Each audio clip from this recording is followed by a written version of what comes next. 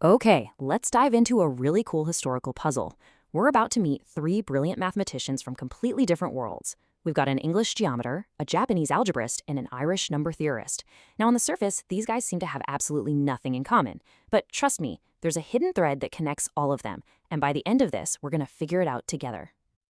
First up, meet Donald Coxeter. You know, if geometry had a rock star in the 20th century, this was the guy. People called him the king of geometry, and for good reason.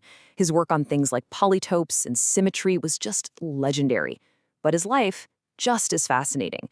He grew up in a kind of chaotic home, was even psychoanalyzed back in Vienna, and was just driven by this deep, deep sense of beauty in his work. A true original, for sure. All right, next, we're jumping over to post-war Japan to meet Masayoshi Nagata. This man was an absolute powerhouse in the world of commutative algebra. Now, a lot of mathematicians spend their lives building these big, grand theories. But Nagata, his special genius was finding that one tiny exception that could bring a whole rule crashing down. His friends even called him Mr. Counterexample. And get this, in 1958, he solved one of Hilbert's huge, famous problems by proving it was actually false. How cool is that? And for our last stop, let's go way back to the 19th century and meet Henry Smith. He was an Irish number theorist, a classicist, a master of pure mathematics.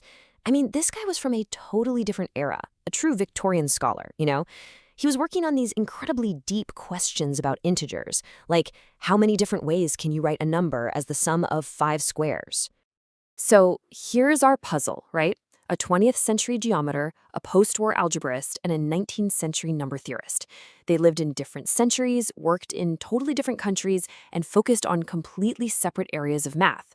What on earth could possibly connect them? To figure this out, we need to look a little closer at their stories for some clues. To crack this puzzle, we can't just look at their theorems. The clue isn't hiding in their equations. No, we need to look at their lives. We need to uncover the real human stories behind these famous mathematical names. Let's start with Coxeter again. What really made him tick? Well, in the intro to his doctoral thesis, he wrote this: "The only excuse for this part of the work must be its intrinsic beauty."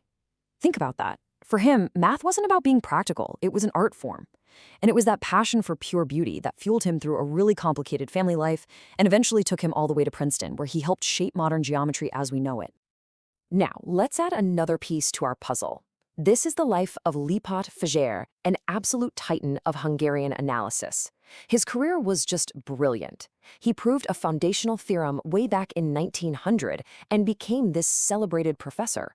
But in 1944, as a Jew in Budapest, he was forced out of his post and lined up by Arrow-Cross fascists to be executed. He miraculously survived and was later given his country's highest honor. His story is just this incredible mix of intellectual triumph and unimaginable horror. And what about our 19th century master, Henry Smith? Well, this is a fantastic story. So in 1882, the super prestigious Paris Academy announces its big prize problem. The only problem? Smith had already solved it and published the answer 15 years earlier. The Academy had totally missed it. It's wild. To avoid a huge embarrassment, they basically asked Smith to quietly submit his old work, and he ended up sharing the prize. Okay, so we've heard these stories of beauty, survival, and some serious historical irony. We've met geometers, analysts, and number theorists. Are you starting to see the connection yet? I'll give you a hint. It has absolutely nothing to do with their math. The solution is way simpler and, honestly, much more surprising. The connection is this. It all comes down to one single date on the calendar, February 9th. And here is where it all just clicks into place.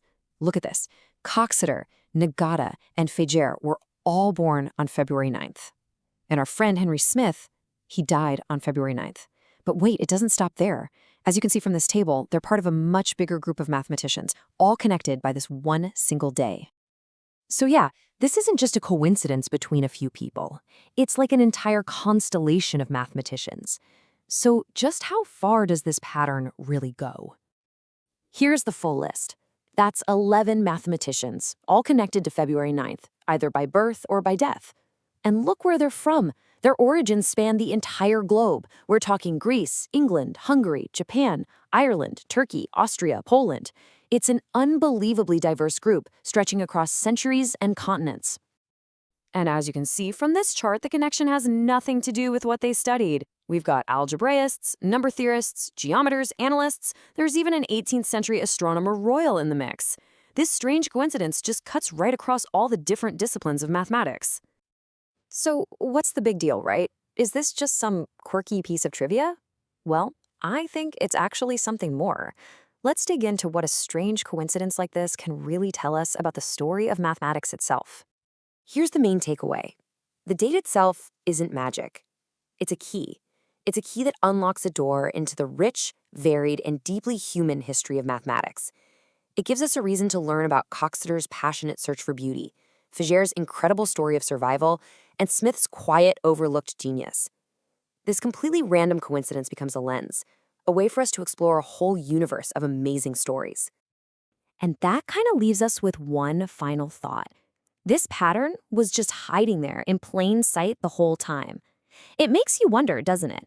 What other hidden patterns and surprising connections are still out there, just waiting to be discovered, linking the great minds of history?